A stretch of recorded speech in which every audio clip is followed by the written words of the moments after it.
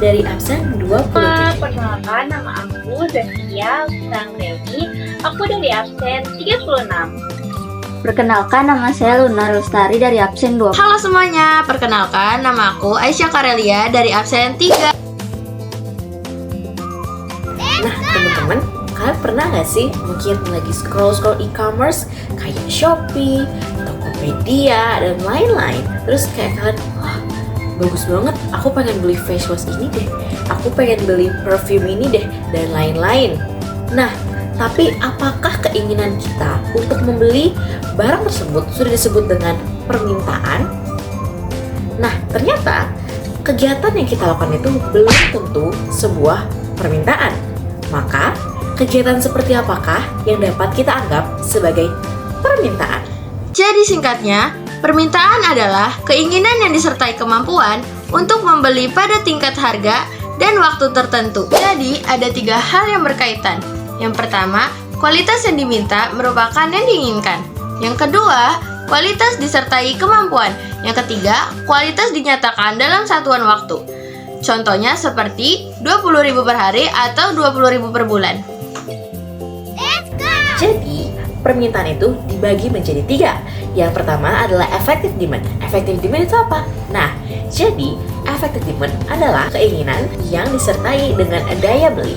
Contohnya seperti jika kamu melihat sebuah barang di e-commerce dan kamu langsung beli, langsung check out, maka itu termasuk ke permintaan efektif atau effective demand. Yang kedua adalah absolute demand atau permintaan absolute. Jadi ini adalah keinginan yang tidak disertai dengan kemampuan untuk membeli atau tidak disertai dengan daya beli. Nah, contohnya gimana sih? Contohnya mungkin kamu lagi di mall gede, GI, Gancit, dan lain-lain. Terus kamu lewat toko-toko yang mungkin harga tasnya 30 jutaan ke atas.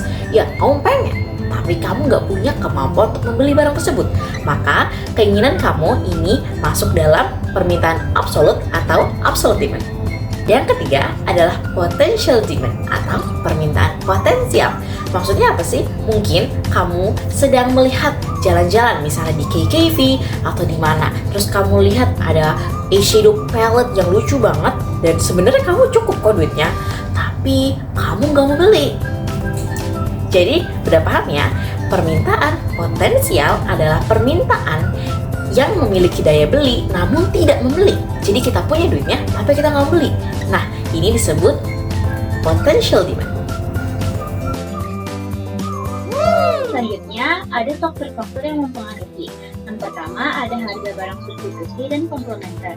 Contohnya, jika harga buah jeruk naik, maka permintaan pada buah jeruk akan menurun dan permintaan pada buah apel akan meningkat walaupun harganya tetap. Lalu, jika harga roti meningkat, maka permintaan pada mentega akan menurun. Yang kedua, ada jumlah pendapatan. Jika penghasilan bertambah, maka permintaan cenderung meningkat atau kurva ke kanan. Dan juga sebaliknya, kurva akan ke kiri. Namun, ada hal yang cenderung menurun, seperti permintaan pada tempe, karena sudah berpenghasilan tinggi. Jadi lebih membeli untuk membeli daging. Jadi yang ketiga adalah jumlah dan karakteristik penduduk. Jumlah konsumen akan mempengaruhi kualitas, namun karakteristik juga akan mempengaruhi. Jika banyak balita yang lahir, maka permintaan susu, bubur, dokter anak, dan lain-lain akan meningkat.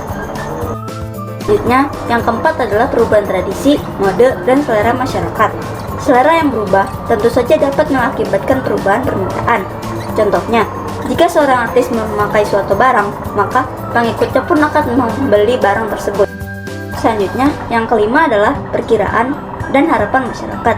Contohnya, saat terjadi COVID-19, situasi tidak menentu membuat masyarakat khawatir dan terjadi kelangkaan pada masker, susu beruang, dan lain-lain. Selanjutnya, yang keenam adalah hari raya keagamaan. Setiap perayaan tentu memiliki kebutuhannya masing-masing. Selanjutnya, yang terakhir atau yang ketujuh adalah kondisi sosial dan ekonomi. Contohnya saat terjadi COVID-19, restoran dan juga toko sepi pengunjung karena diadakannya lockdown.